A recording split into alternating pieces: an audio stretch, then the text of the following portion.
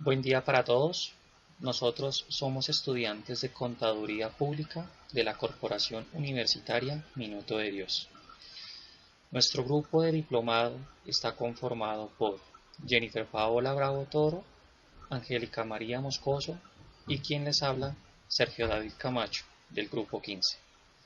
En esta actividad nos han propuesto realizar una presentación sobre el procedimiento tributario que a continuación les daremos a conocer.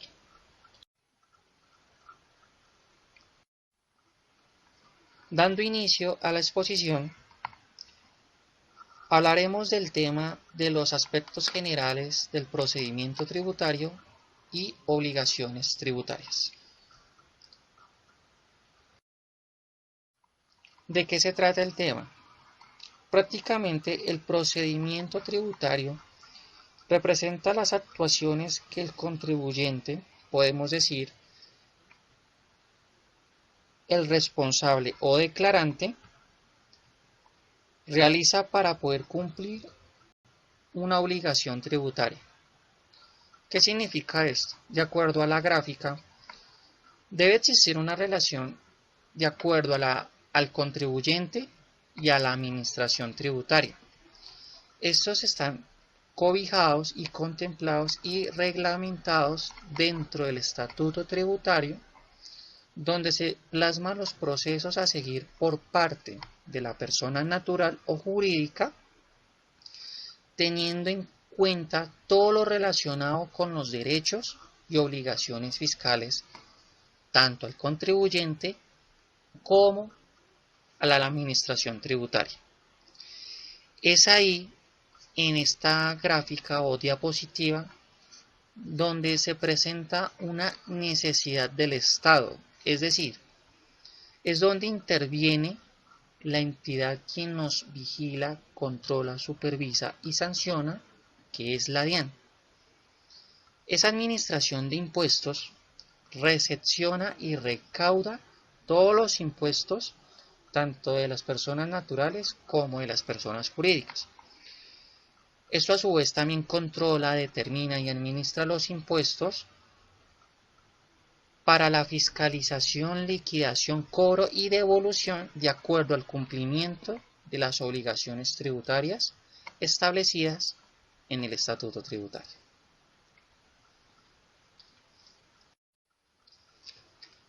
¿Cómo funciona el sistema tributario en Colombia?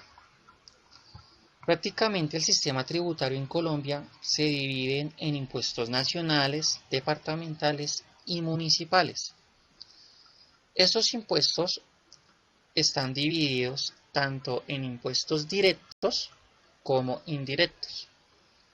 Tal como estamos observando en la tabla, en los impuestos directos, el gobierno es quien cobra el impuesto a la riqueza o al patrimonio y es aquel que grava directamente a la persona natural o jurídica, los cuales está la renta, el CRE y el patrimonio. Otro concepto que está resaltado en la tabla es que recaen sobre los ingresos de una persona, es decir, tienen relación directa con la capacidad económica del contribuyente. También están los impuestos indirectos, que son los impuestos que recaudan sobre actividades comerciales mediante una realización de una transacción, ya sea por una compra de un bien o de un servicio. Y esto por lo general siempre lo paga el consumidor final. Un ejemplo típico que se da a conocer con este impuesto cuando son transacciones comerciales o por actividad comercial de venta o de servicio es con el impuesto al valor agregado, gravámenes a los movimientos financieros y el impoconsumo. También podemos observar que dentro de los impuestos nacionales están clasificados para presentar y declarar que es la renta, el CRE, el IVA, gravamen a los movimientos financieros, patrimonio, timbre e impoconsumo. En los departamentales se recaudan los impuestos de licores e impuesto de registro. y los municipales, el ICA, avisos y tableros y predial. Hay ciertos tipos de clasificaciones que también están tanto permanentes como transitorios. Como su nombre lo indica, los transitorios es porque tienen un lapso determinado de tiempo y después de ese tiempo dejan de existir. O hay otros que son permanentes, donde su fecha límite de tiempo no expira, la vigencia va a ser determinada. Siempre están resaltados, tal como vemos en la tabla de color azul, que son los que siempre se presentan de acuerdo a su fecha de calendario o de acuerdo si es bimestral o anualmente o cuatrimestral, dependiendo el número de dígito de la cédula o dependiendo el número del NIT del contribuyente.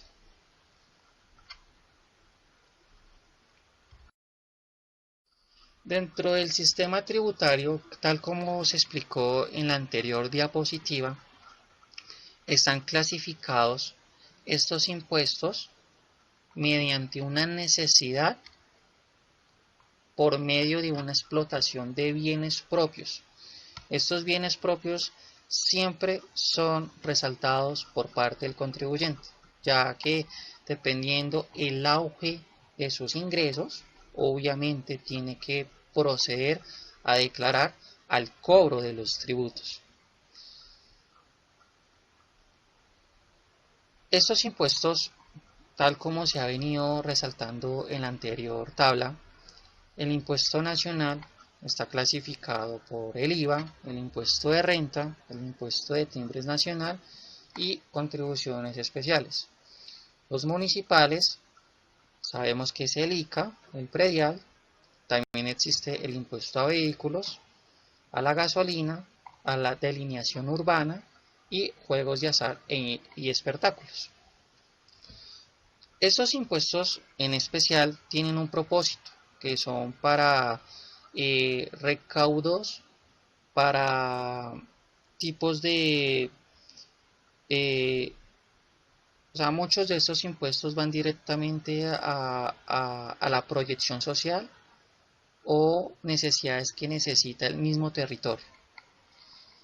En los impuestos departamentales también se encuentran el consumo de la cerveza, cigarrillos y tabacos, impuesto al registro, sobretasa a la gasolina e impuesto a vehículos. Prácticamente esta gráfica es el sistema tributario en sí que se acobija para los ingresos públicos. Tal como se mencionó, en las obligaciones tributarias se dividen por medio de tributos. Los tributos están compuestos por impuestos, contribuciones y tasas, los cuales son llevados por medio de registros fiscales y parafiscales, los cuales son pagos que deben realizar los usuarios de algunos organismos mixtos públicos o privados de entidades de maneras autónomas.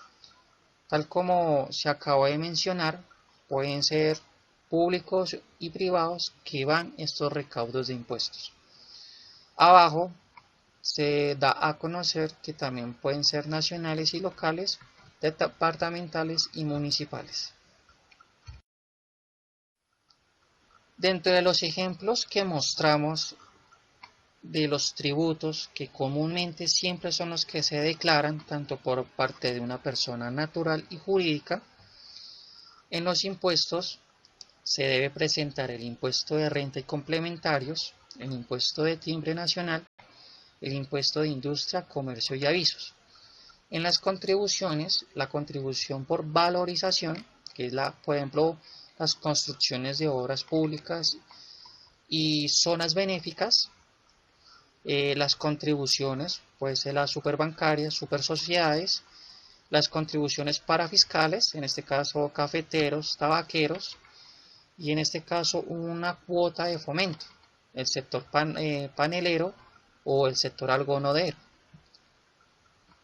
Y las tasas están representadas en ejemplos como peajes, tasas aeroportuarias y aportes de correo.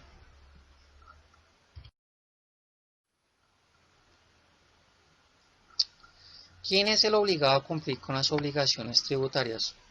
Comúnmente siempre va por el contribuyente, puede ser un representante o apoderado, o en este caso una actuación de un ente de autoridad, alguien que autorice, que va representado por parte del contribuyente o de un apoderado. En este cuadro sinóptico se trató de estandarizar todos los ingresos o rentas públicas que van tributados por medio de ingresos corrientes e ingresos de capital. Están los ingresos corrientes, que están divididos por tributarios y no tributarios. Los tributarios están divididos por impuestos de indirectos e indirectos, tal como se explicó anteriormente, la renta, la propiedad, comercio exterior, producción y consumo sobre los servicios de grupo de timbre, y tasas y contribuciones. Y los no tributarios están las multas, rentas contractuales, en este caso podemos decir que son petróleos, oleoductos, productos y participaciones u otros recursos, y la transferencia del sector descentralizado. En los ingresos de capital ya son recursos que van por cuenta de especial de cambios, recursos de balance del tesoro, recursos de crédito interno y externo. Estos prácticamente van por tasa de cambio.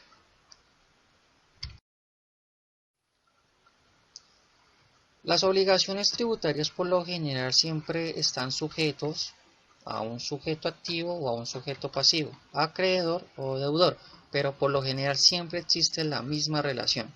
Siempre está en la fuente de dar, o sea, de contemplarse, de recaudar. En esos elementos internos están el sujeto activo, el sujeto pasivo, el hecho grabado, la base gravable y la tarifa.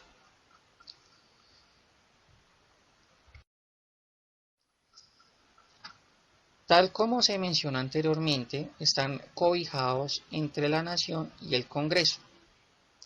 Estos tributos a nivel nacional están normativizados por medio de la Ley de Eficiencia, Progresividad, Equidad y Retroactividad y Legalidad. Aquí pues damos a conocer un sujeto pasivo, de qué se trata, que pues prácticamente digamos que es la facultad que tiene la ley para administrar los tributos. Digamos, es decir, por lo general esos sujetos pasivos están representados por el Ministerio de Hacienda y por la DIAN.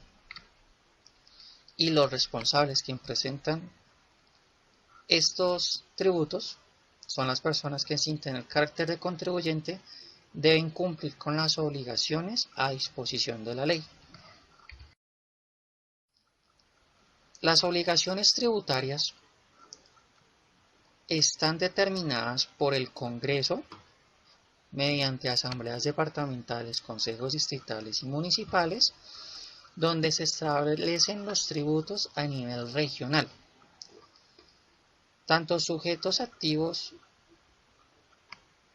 están representados por la nación, departamentos, distritos y municipios. Y pues ya para finalizar, la importancia de pagar los tributos radica que con los aportes proporcionales a ingresos y patrimonio que cada persona contribuye, garantiza la sostenibilidad fiscal que posibilita a la vez la provisión de los bienes públicos que todos los ciudadanos demandamos, tales como construcción de obras públicas, de infraestructura, tales como escuelas, hospitales, seguridad, justicia, parques, etc.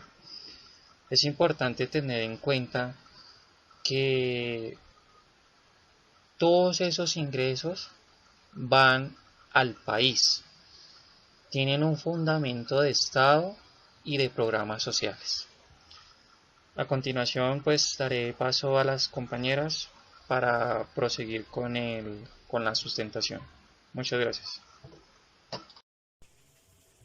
Dentro del procedimiento tributario también encontramos un concepto llamado firmeza en las declaraciones. Este concepto y estos términos se encuentran consignados en el artículo 714 del Estatuto Tributario y en el artículo 277 de la Ley 1819 del 2016. Vamos a revisar algunos de estos conceptos. Para un contribuyente, el concepto de firmeza se entiende como un periodo establecido por la ley por el cual la DIAN tiene la potestad de cuestionar o modificar una declaración tributaria presentada, bien sea declaración de fuente, declaración de renta, declaración de IVA. Cualquier impuesto que sea presentado por un contribuyente va a tener un espacio de tiempo determinado por el cual la DIAN o el mismo contribuyente pueden solicitar la modificación del mismo. En función del principio de seguridad jurídica, el contribuyente no puede estar con una incertidumbre por tiempo indefinido respecto a la posibilidad de que la DIAN en cualquier momento decida iniciar un proceso de fiscalización sobre sus declaraciones, razón por la cual se dispuso este plazo de tiempo para que la DIAN pueda modificar una declaración tributaria, y es lo que se conoce como término de firmeza en las declaraciones. Una firmeza en la declaración impide que el contribuyente pueda modificarla o corregirla, asimismo como la DIAN pueda solicitar un cambio de esta misma a una corrección o una invalidación de ella. Las declaraciones en tiempo de firmeza también tienen un término general, el cual generalmente se presenta que una declaración entra en firmeza después de transcurridos los 3 años luego de la modificación que se hiciera a la Ley 1819 del 2016. Anteriormente, con el artículo 714 se estipulaba que este tiempo para entrar en firmeza de una declaración era de 2 años. Con este cambio del artículo 277, la modificación que se hizo en la Ley 1819, este tiempo quedó estipulado dentro de 3 años. Es decir, la declaración tributaria queda firme si dentro de esos 3 años siguientes a la fecha del vencimiento del plazo no se ha notificado requerimiento especial. Cuando la declaración inicial se haya presentado de forma extemporánea, los 3 años se contarán a partir de la fecha de presentación de la misma. Dentro de esta firmeza, este concepto de firmeza, existen unos términos especiales, los cuales tienen algunos cambios o modificaciones en el periodo determinado para entrar en firmeza la declaración, siempre y cuando esté consignado y cumpla con los requisitos determinados en el Estatuto Tributario y en la ley antes mencionada. Para cada término especial existe un tiempo determinado dependiendo de las circunstancias. Empezamos a ver lo que es declaraciones, por lo menos. Dentro del procedimiento tributario encontramos el régimen sancionatorio. Este alude a las sanciones en las que puede incurrir un contribuyente por el incumplimiento de sus obligaciones, en las que encontramos las de tipo sustancial. Estas nacen de la normatividad. Es cuando se presenta un hecho generador del impuesto y el sujeto está obligado a cumplirlo. En cuanto a las obligaciones formales, estas verifican qué contribuyentes están obligados, sus pagos y cuantías. Es una verificación. Toda declaración tributaria contiene unos requisitos y unas obligaciones que el contribuyente debe verificar, con el fin de evitar cuestionamientos ante las autoridades tributarias. Sin embargo, en el momento de incurrir en incumplimiento o en algún error, la DIAN está facultada para imponer sanciones tributarias. A continuación, definiremos los tipos de sanciones. Estas son: sanciones pecuniarias. Son de tipo económico, como lo son las sanciones por extemporaneidad, por corrección, facturación, etc. También encontramos las morales. Estas no tienen valor económico, como lo son el cierre de establecimiento, declaratoria de proveedor ficticio, emplazados por no declarar, Dichas sanciones son publicadas, por eso son de tipo moral. Y por último, y las más graves, son las sanciones penales, como pueden ser el no pago del IVA, por el no pago de la retención en la fuente, por omisión de activos o inclusión de pasivos inexistentes. Estas sanciones pueden ser hasta procesos jurídicos por la responsabilidad que tiene el contribuyente, ya que al cobrar un IVA o hacer una retención se está apropiando de dineros que le corresponden al Estado. Sanción por no declarar. Artículo 643 del Estatuto Tributario. A diferencia de la sanción por extemporaneidad, que es liquidada por el contribuyente, en este caso es la DIAN quien calcula la sanción y es notificada mediante actos administrativos. Es un doble proceso que se le realiza a los contribuyentes omisos, que puede ser para renta del 20% del valor de las consignaciones bancarias, 20% de los ingresos brutos del periodo de la declaración no presentada, del 20% de los ingresos brutos que figuren en la última declaración presentada, cualquiera el valor que sea superior. Para IVA o consumo puede ser del 10% de las consignaciones bancarias, 10% de los ingresos brutos del periodo de la declaración no presentada o del 10% de los ingresos brutos que figuren en la última declaración presentada. Cualquier valor, el que sea superior. Para retención es del 10% de los cheques girados, 10% de los costos y gastos del periodo de la declaración no presentada o del 100% de las retenciones que figuren en la última declaración de retenciones presentadas. Y para timbre es 5 veces el valor del impuesto que ha debido pagarse. Cualquiera de esas siempre es el valor superior que dé en cada caso. Esto sin los intereses de mora que haya lugar. Sanción por corrección. Artículo 644 del Estatuto Tributario. Es cuando el contribuyente ha presentado sus declaraciones tributarias con errores y debe corregirlas y pagar esta sanción, que puede ser antes del emplazamiento. Esto quiere decir antes de que la DIAN lo notifique, será del 10% del mayor valor a pagar o del menor saldo a su favor, según sea el caso. Después de emplazamiento, una vez ya la DIAN le haya notificado, esta sanción ya será del 20% del valor a pagar o del menor saldo a su favor.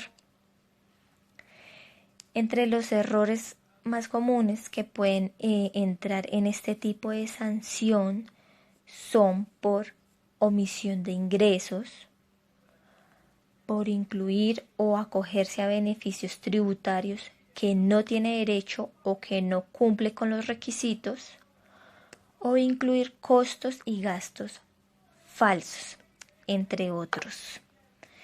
Adicionalmente, se debe tener en cuenta que si para este caso, adicional a un error en la declaración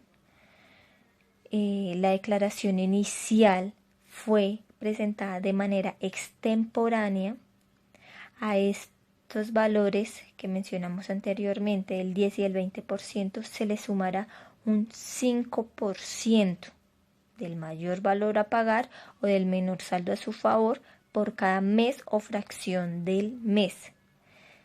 sin que exceda el 100%. Es un valor adicional que se debe incluir en la liquidación de este tipo de sanción.